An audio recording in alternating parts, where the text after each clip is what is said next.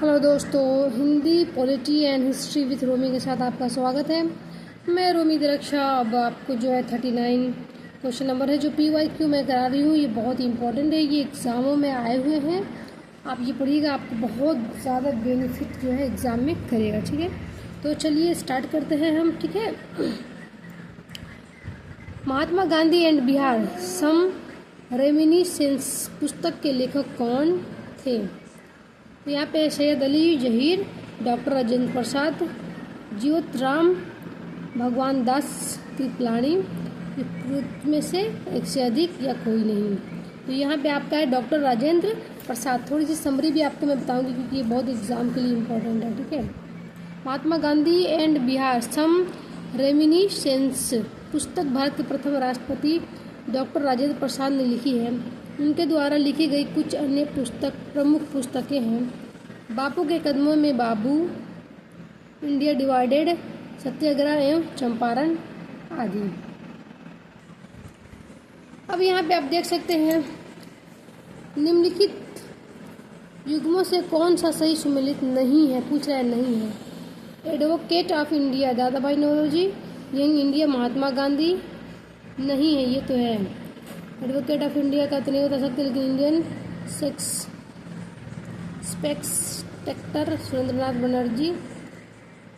तो इसमें से उपयुक्त में से एक से अधिक, इनके एक से अधिक जो है इसमें नहीं है। यानी कि देखिए यहाँ पे आप इसको मैं समरी भी बताऊँ आपको थोड़ा थोड़ा। एडवोकेट ऑफ इंडिया जो है इसके दुर्गा प्रसाद बासु है लेखक, ठीक, जो यहाँ पे दिया हुआ है दादा भाई नौरोजी। फिर यहाँ पे आपको दिया हुआ है इंडिया स्टेट का संबंधन BM मालाबाई ने 20 वर्षों तक किया था। ठीक है, इसका जो है मालाबाई ने किया था, तो एक से अधिक आंसर हो गया। यंग इंडिया तो महात्मा गांधी ने किया था। अब यहाँ पे आप देख सकते हैं a bunch of old letters का लेखन का राजेंद्र प्रसाद ने किया। नहीं, यहाँ पे कहा रहा है कि सही कथन कौन सा है। ठीक, a bunch of old letters का लेखन डॉक्टर राजेंद्र प्रसाद ने किया था। यह व्यक्तिगत सत्याग्रह में बहादुर दूसरे सत्याग्रही थे। सुभाष चंद्र बोस ने द इंडिया स्ट्रगल का लेखन किया था। सही कौन है? तो यही तो स्ट्रगल मैंने आपको इससे पहले पढ़ाया था। जो स्ट्रगल इंडिया है ये सुभाष चंद्र बोस के द्वारा ही लिखा गया है। ठीक है, यहाँ पे भी आप देख लीजिएगा समरी में, बहुत इंपॉर्टेंट चीज़ है ये। द इंडियन स्ट्रगल्स के लेखक नेताजी सुभाष चंद्र बोस हैं। इसमें सन 1920 से लेकर 1942 तक के इतिहास का उल्लेख किया गया है। A bunch of old letters की रचना जवाहरलाल नेहरू ने की।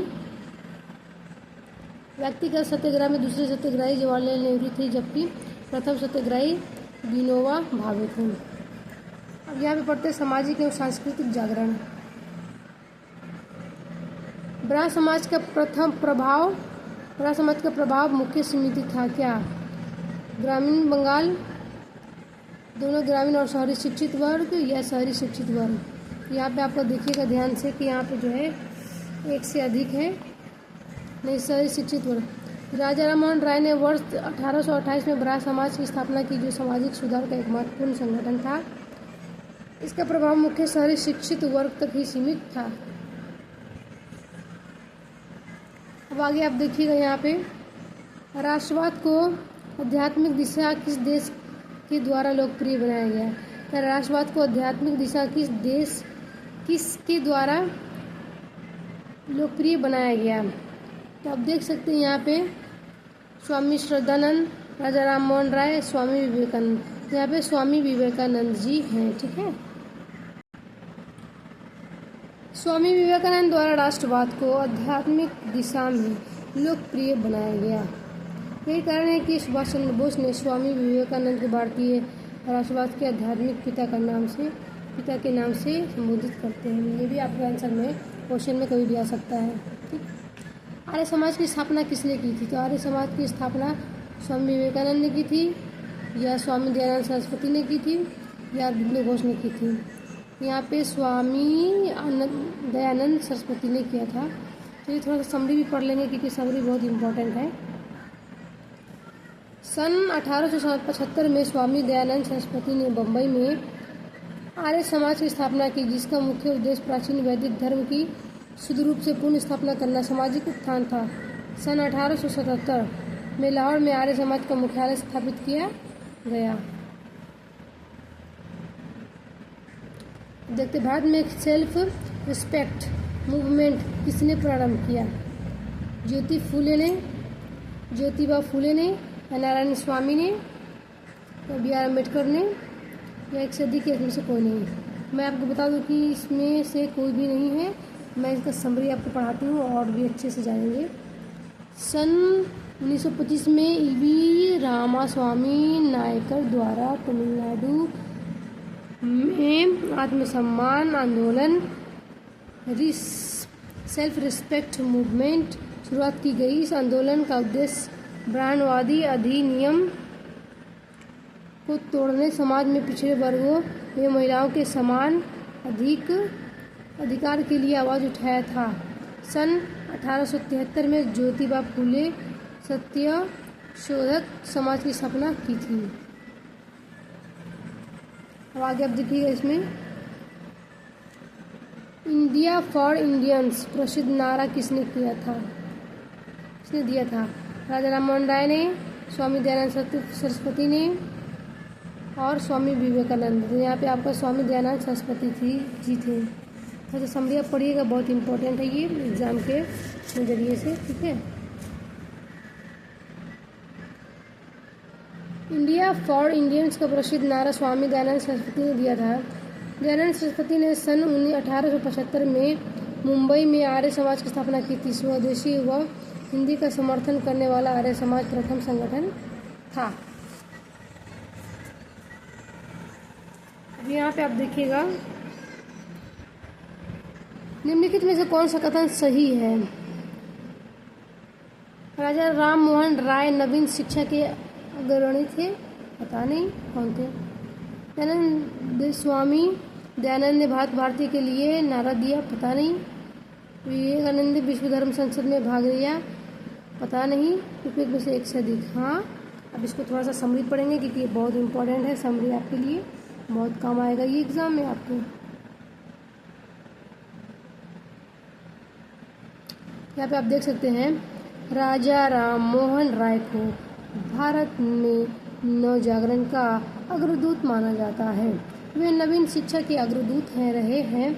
इसके लिए डेविड हेयर के सहयोग से हिंदू कॉलेज 1817 कलकत्ता एवं वेदांत कॉलेज 1825 कलकत्ता की स्थापना की।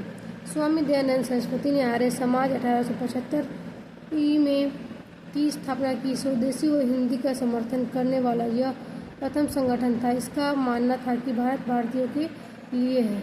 स्वामी विवेकानंद ने रामकृष्ण मिशन की स्थापना 1897 में कलकत्ता बारानगर में की। इन्होंने 1893 में अमेरिका के शिकागो शहर में आयोजित विश्व धर्म सम्मेलन में भारत का नेतृत्व किया था। इस सम्मेलन में उन्होंने भौतिकवाद व अध्यात्मवाद के मध्य संतुलन स्थापित करने पर बल दिया था।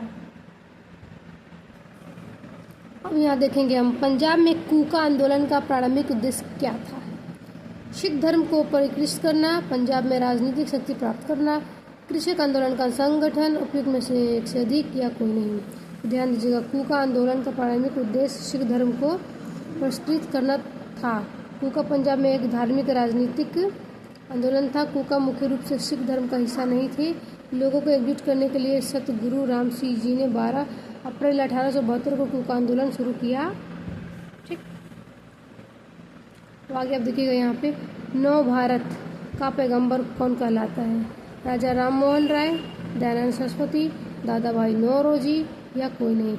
ध्यान दीजिएगा, इसमें जो है राजा राम मोहन राय को नव भारत का पैगंबर कहा जाता है क्योंकि यह भारतीयों में राजनीतिक चेतना उत्पन्न करने वाले पहले व्यक्ति थे। ठीक, कहते पहले व्यक्ति थे। इन उद्देश्यों की पूर्ति करने के लिए 1828 में इन्होंने ब्राह्मण समाज तथा उनके अनुयायियों द्वारा 1836 में बंग भाषा प्रकाशक सभा नामक संस्थाओं की स्थापना की थी, जो धार्मिक, नैतिक, सामाजिक एवं राजनीतिक प्रश्नों पर वाद विवाद करती थी। किस समाज सुधारक को लोकहितवादी के नाम से जाना जाता है? M.G. Ranade, G.K. खोगले, G.H. Deshmukh. यहाँ पे देखिएगा, आप उसकी समरी है, बहुत इंपॉर्टेंट है। गोपाल हरि देशमुख को लोकहितवादी के नाम से जाना जाता है। गोपाल हरि देशमुख महाराष्ट्र के एक समाज सुधारक और तर्कवादी थे। इन्होंने ब्रिटिश राज के तहत न्यायाधीश का पद संभाला था। इस वर्ष ऑल इंडिया वुमेन्स कॉन्फ्रेंस की स्थापना की गई थी। तो 1927 में अखिल भारतीय महिला सम्मेलन ऑल इंडिया वुमेन्स कॉन्फ्रेंस की स्थापना 1927 में की गई थी। यह दिल्ली में स्थित एक गैर सरकारी संगठन है। इस सम्मेलन की शुरुआत महिलाओं में शिक्षा को बढ़ावा देने के लिए की गई थी। आप पढ़ेंगे किसान विद्रोह, ठीक है, ये भी एग्जाम में आता ही आता है। 1918 में अहमदाबाद के मिल मालिकों और मजदूरों के मध्य विवाद में किसने हस्तक्षेप किया था? महात्मा गांधी ने, वल्लभ भाई पटेल ने, जमशेदजी टाटा। यहाँ पे देखेंगे हम कि 1918 में अहमदाबाद के मिल मालिकों और मजदूरों के मध्य विवाद में महात्मा गांधी ने हस्तक्षेप किया था। मिल मजदूरों के पक्ष में हड़ताल की गई। यहीं पर गांधी जी ने मजदूरों के पक्ष में पहली बार भूख हड़ताल की थी। कोई पूछेगा भूख हड़ताल पहली बार कब हुई तो बताना, ये डेट है, ठीक। अब आगे देखिएगा यहाँ पे निम्नलिखित में से किस आंदोलन महात्मा गांधी ने, देखिए इसमें पहले ही पूछ दिया, महात्मा गांधी ने भूख हड़ताल किया था। तो यहाँ पे आपका भी अभी मैंने आपको भी यहाँ पे पढ़ाया था, ठीक है। कौन सा था? अशोक आंदोलन, अहमदाबाद आंदोलन। तो कौन सा था? अहमदाबाद आंदोलन, ठीक है। यहाँ पे दिया गया है कि किसानों के हित में गांधी जी ने 1917 में चंपारण सत्याग्रह किसके सहयोग से किया था? राजेंद्र प्रसाद, बिरसा मुंडा या सत्यनारायण सिंह। यहाँ पे है आपका राजेंद्र प्रसाद के द्वारा, ठीक। मुरली भरवा ग्राम के निवासी राजकुमार शुक्ल के अनुरोध पर नील किसानों की स्थिति पर विचार करने उनकी समस्याओं के समाधान के लिए गांधी जी चंपारण मोतिहारी जिला आए और किसानों के पक्ष में सत्याग्रह प्रारंभ किया, जिसे चंपारण आंदोलन कहा जाता है। चंपारण जाने के क्रम में मुजफ्फरपुर में गांधी जी से डॉक्टर राजेंद्र प्रसाद की पहली बार मुलाकात हुई, जहां पर उन्होंने राज्य के कई बड़े वकीलों और सामाजिक कार्यकर्ताओं के सहयोग से आगे की रणनीति तय की। इस आंदोलन में गांधी जी के साथ ब्रज किशोर, महादेव देसाई जी और जेपी कृपलानी, नरहरि पारिख तथा मजहरुल हक इत्यादि भी थे। चंपारण नील आंदोलन के दौरान महात्मा गांधी के साथ कौन थे? तो अभी हम लोगों ने पढ़ा था कि यहाँ पे ये भी थे, यानी कि एक से अधिक है, ठीक है। अभी हमने पढ़ा था यहाँ पे देखिए गांधी जी को विशेष रूप से चंपारण आने और वहाँ के कृषकों की दयनीय स्थिति को देखने हेतु किसने उनको जो है बुलाया था? तो यहाँ पे राजकुमार शुक्ल जी ने उनको बुलाया था, ठीक है। हम ये पढ़ते हैं। बारदोली सत्याग्रह का नेता कौन था? बारदोली सत्याग्रह का नेता बाल गंगाधर तिलक या सरदार वल्लभ भाई पटेल। तो बारदोली के थे सरदार वल्लभ भाई पटेल, ठीक। बारदोली सत्याग्रह सरदार वल्लभ भाई पटेल के नेतृत्व में गुजरात के किसानों ने सरकार द्वारा की गई लगान वृद्धि के विरुद्ध किया गया अहिंसक आंदोलन था। इसी आंदोलन के दौरान गांधी जी ने बारदोली की महिलाओं की ओर से वल्लभ भाई पटेल को सरदार की उपाधि दी थी। ये हो गया 57, यानी कि आज हमने आपको जो है टोटल 18 क्वेश्चन कराए हैं, जो कि बहुत इम्पोर्टेंट है, RPYQ है। आप पढ़िएगा, एग्जाम में आपको ये ज़रूर से ज़रूर हेल्प करेगा।